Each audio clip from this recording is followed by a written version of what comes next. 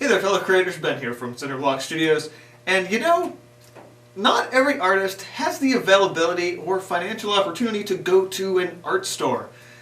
And some artists feel just limited, like, well, if I can't get the materials, well, how am I going to work? It's like, well, there's things you can use for art that aren't necessarily sold at an art store.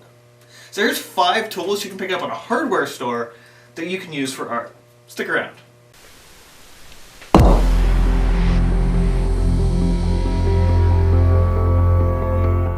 So artists all over the world have always sort of just kind of made do with whatever they can get their hands on. Whether you shop at Walmart and get some paints there and drawing materials, whether you go to a craft store like Michael's or Hobby Lobby, or if you happen to have like a Dick Blick's in your area and you're going there, awesome. But some people are kind of a little more out of reach, a little further off the beaten path, or even going to a hardware store might be an hour drive. So here's a few things you can pick up there to kind of jumpstart your creativity. And if you're trying to get into drawing but you just don't have anything besides maybe like a pencil, here's some options. So the first option is maybe you want to work with pastels. Pastels are really cool. Maybe you were gifted a small set or something. It's like, okay, this is cool. But you can't really work with pastels on super smooth paper, like printer paper, which, to be fair, you shouldn't use for drawing in the first place, but we're going to get to that a little bit later. One thing you can use, though, for something a little bit of a texture, is some fine-tooth sandpaper. This is some 400 grit stuff. Works pretty well. The one downside to sandpaper is tends to be a little bit thin, but that's alright. You can usually just get some spray glue, also at the hardware store, and mount this down to a piece of cardboard or other thicker board or even a hunk of wood you have laying around, and bam, you got yourself a perfect starter for pastels, or really any other soft materials. One note, these are usually going to be a dark color, especially the heavier or finer grit ones. Par for the course, but if you're using pastels of any kind, this is going to be a good start. Second one, before I get to it, I should note that you can find a lot of pencils at the hardware store. So if you don't even have a basic number 2 pencil, you can get a lot of really good drafter's pencils.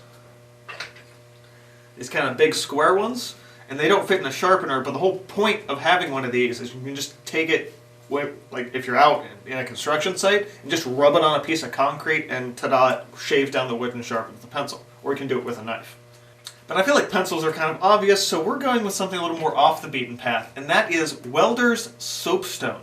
Now back when I inherited some art supplies from my friend, one thing that he had in a little box was this. And it took me a really, really long time to figure out exactly what this was, because it wouldn't draw on regular white paper, but when I marked it on cardboard, or I actually got a painted metal pipe holding up the house here, and I marked it on that, it drew a white line, and I was like, this thing is weird, what is this thing? And it took me some time because this particular shape and color of soapstone is not what's sold in the hardware store today. These days you're going to get a small rectangular stick. These small sticks have also go into holders that they sell right there. And one thing you will find with these, they are extremely brittle. But what you get out of soapstone is essentially modified gypsum, and gypsum, like talc, is a very soft white stone that sort of crumbles and draws. So you can actually use the soapstone as a pastel, so to speak, and actually draw on that sandpaper we just talked about. It's a great way to kind of get started with a softer medium, and because the sticks themselves are softer, you can use your fingers or blending stumps if you happen to be able to get a hold of one, or you can just like compress down maybe a piece of cardboard and rub it with that. And so you can do some really basic level blending with that, and probably do some decent portraits with it. So I'd be surprised to see if any of you guys are daring enough to try some Welder's Soapstone in your work. I'm still getting there myself. To try and create something with that to get those sort of little bits of blending, but still being able to get a nice crisp line. Next one up, more for painters here, but wood panels. I mean, you're at the hardware store, there's going to be a lot of wood, especially those big, giant warehousey hardware stores.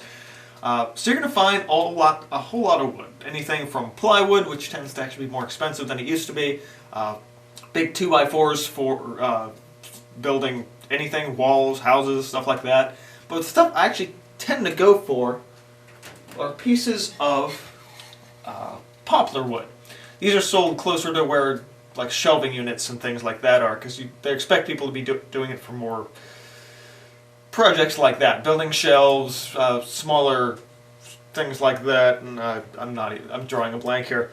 But what I use them for is I get a longer piece. It's usually 6 by or 2 feet. 2 feet by what they say 6. It's actually 5 3/4 inch, but the difference is pretty negligible. So I'll buy a long one of those, slice it in half, and suddenly I've got 2 wood panels to paint on. The board itself is going to run like maybe $4 tops, and that, quick slice in half. You've got 2 wood panels that at the art store would probably cost you each maybe like 20 bucks. Next up, let's talk paper. Just regular drawing paper or sketch paper, or you need paper as an artist. Whether you are a digital artist, a painter, a sculptor, you need to have something to scratch your notes on. So whether you're using a pencil or a hunch of this, I suggest picking up some construction paper. This is a big roll of it. Nice, beautiful brown paper. Surprisingly thicker than it could be, but still relatively thin because it's in a roll. This stuff is going to run anywhere from $10 to $20, and this is, geez, I don't even know, probably in the range of at least 12 meters in. Not really sure. I have to look that up. But it's like all of the paper you need for quite a while. Now we'll have to tape down the edges and deal with the fact that it's going to roll. You could just roll it back the other way and probably be alright. But if you need paper to get started, that's going to be a pretty safe bet. And the last one is something I actually don't have to show you, but it's simply either powdered graphite or powdered chalk.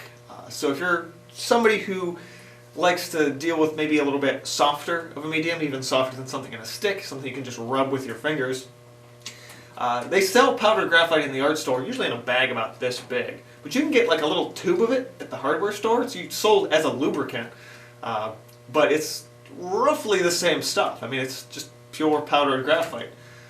So if you want to work with graphite and maybe a pencil and get some nice wide tonal areas, maybe even work subtractively with an eraser, you can absolutely do that. On the chalk side, a powdered chalk is going to be sold, you can probably get like a big jug of it actually, because they're sold for chalk lines. If you've never seen a chalk line, what it is, it's a piece of string in a little wind up. So you pull it out, you put it down on a surface, then hold it tight and pull the string up and snap it, and you've got a line of chalk. It's really useful for making cuts on wood and things like that. But you can just buy the powdered chalk. It's usually going to be like a certain color, like blue or green. I don't know if they actually sell it in white, but you're going to find like a distinct color because it's designed to leave a nice distinct mark. But you can use that chalk and rub it into your surface, or the graphite for example, and again, just get those nice subtle tones. If you're going to be working with figures, doing anything with skin tones, stuff like that, to get that soft gradient with any medium, whether that be graphite or pastel or charcoal, you can absolutely do so with the stuff you get in a hardware store. So all of these 5 things that I've mentioned today are a little more unusual. They're a little more of a creative idea to get you to think outside the box a little bit and realize that, just because you can't get stuff in an art store doesn't mean you can't create. Use whatever you can get your hands on. And every one of these items cost under $20. Actually, a lot of them, like the soapstones, are well under $10. So these are cheap, affordable tools that you can get started and get creating with, regardless of not being able to get to actual fancy stuff.